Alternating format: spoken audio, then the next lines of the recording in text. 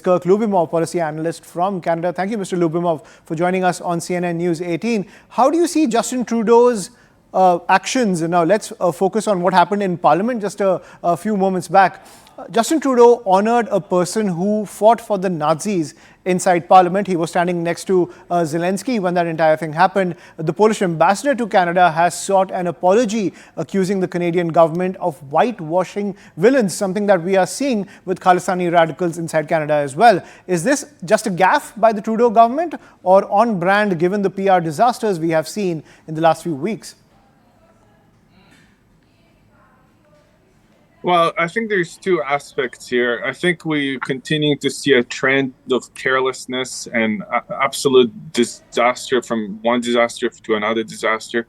The Speaker of the House of Commons took responsibility for this incident.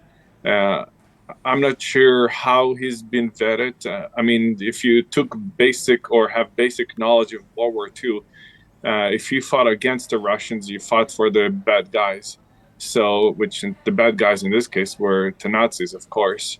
So, to bring someone like that to the House of Commons, to, our political ground zero, if you will, and give him a standing ovation is absolutely absurd. And and we still even haven't seen a proper apology from Justin Trudeau. Like, he should have taken immediately the steps and be a leader, which is something he is afraid of doing. He's a leader by convenience, and it's a shame that he couldn't just make a video. Like, he loves taking selfies. He likes taking. He took a selfie video with Zelensky when he was here, and he could have done the same thing and apologized to the country, but he chose not to do so. Right, so he refused to address that entire, controversy which erupted from Parliament. Let's talk about the rise of Khalistani influence within Canada, Mr. Lubimov.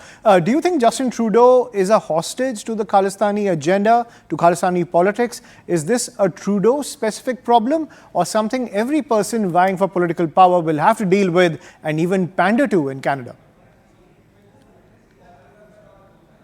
Well, I think by obvious reasons, Jagmeet Singh's relationship to the Khalistani extremism seems to be a lot more cozier. Mm-hmm. Justin Trudeau, that whole BC riding, the whole BC area and Brampton in Ontario is a riding that everyone wants to win, essentially, from the Liberals and to the NDP. The Conservatives probably have very little chance in either places, but pandering to the vote, to the extremist votes is as low as you can get, essentially. Mm-hmm.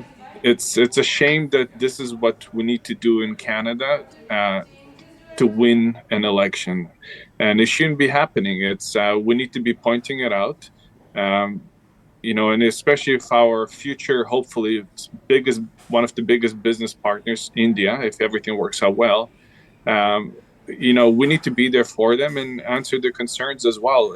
India can't be talking to a one-way phone and Canada just, nod and smiling. We need to be able to be stepping up within our own borders, our own security, and being a partner to India on this stuff as well. And the relationship with Jagmeet Singh, and, he has some very questionable photos out there, some very questionable videos out there. And it's something that needs to be addressed publicly. And, Canadians want just the same answers that India wants as well. Right.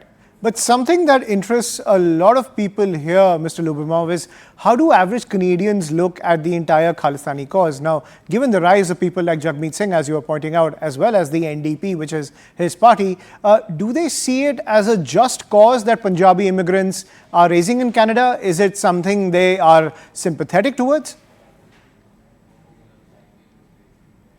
Well, I would bet 90% of Canadians didn't think about it till about 8 days ago. Mm-hmm. So and that is one of the issues. We have a very poor mainstream media here that doesn't really talk about in-depth issues, and that's where a lot of the knowledge, and I would say deficit of knowledge, is rising within the Canadian population.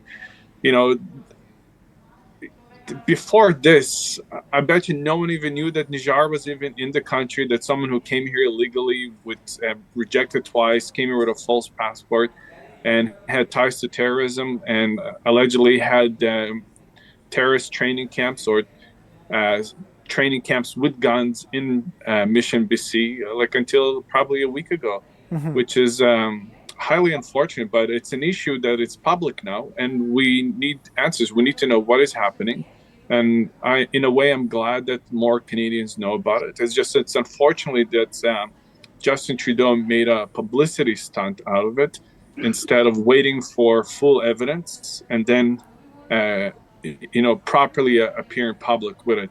We just had Chrystia Freeland a couple of days ago said she can't comment on any more evidence when Canadian press has asked her for more evidence, because she said she wants to give the rule of law and the court system full, not to prejudice it. But the issue is you already went public with it, so why would you go public with it without having an ounce of evidence except just trust us?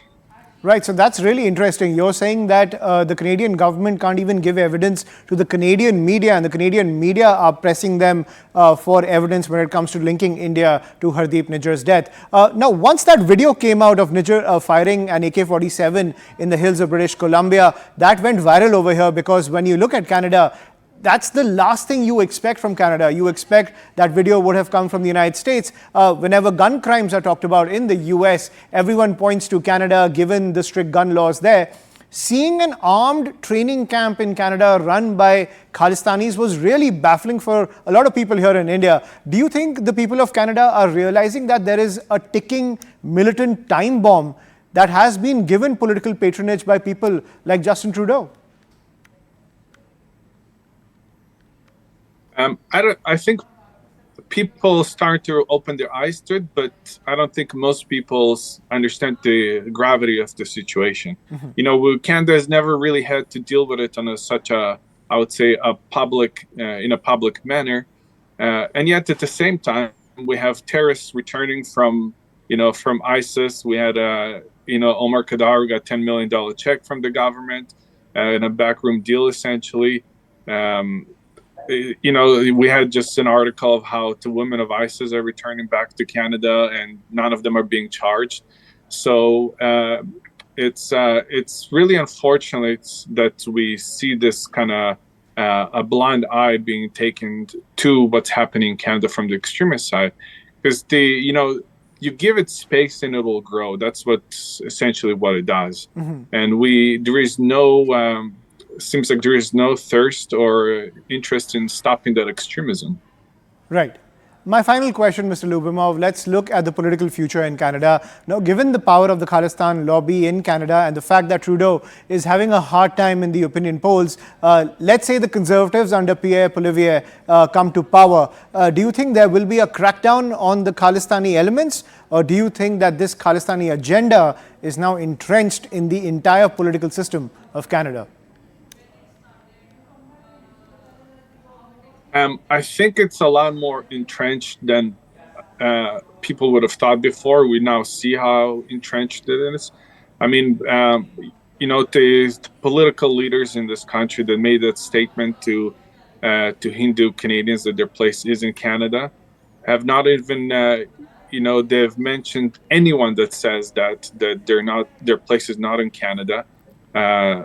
There's no place for hate, blah, blah, blah. But we can't even name who is saying those issues. If we can't name the extremism, it's unfortunate that, how do you address that? And it's also unfair to the Sikh community in a way, because most of them have nothing or want nothing to do with it. A lot of them come here for peaceful reasons and coexist with the rest of us. But there is this element of extremism, and it's something that needs to be addressed. And I hope Pierre, when he does get in power, and by all the looks of the polls and trends, even though we're still far away, it looks like he will form, hopefully, a majority government. This is a big task that they have to focus on, and it's they can't ignore it either. So they have to really work with the the security agencies and RCMP and everyone, and really figure out what is actually happening in Canada. And it's a task I hope that he takes on. And I mean, and not just for the in the Khalistani extremism movement. There is other extremisms, in forms of extremisms in Canada that needs to be addressed. And we have to build a country based on respect and getting along at the end of the day. So we can't let this kind of extremism brew in Canada, in any parts of Canada. Right. So the people of Canada are waking up to the Khalistan reality, as well as patronage given to other radical elements inside Canada. Thank you, Mr. Lubimov, for sharing your perspective as the diplomatic standoff continues with India.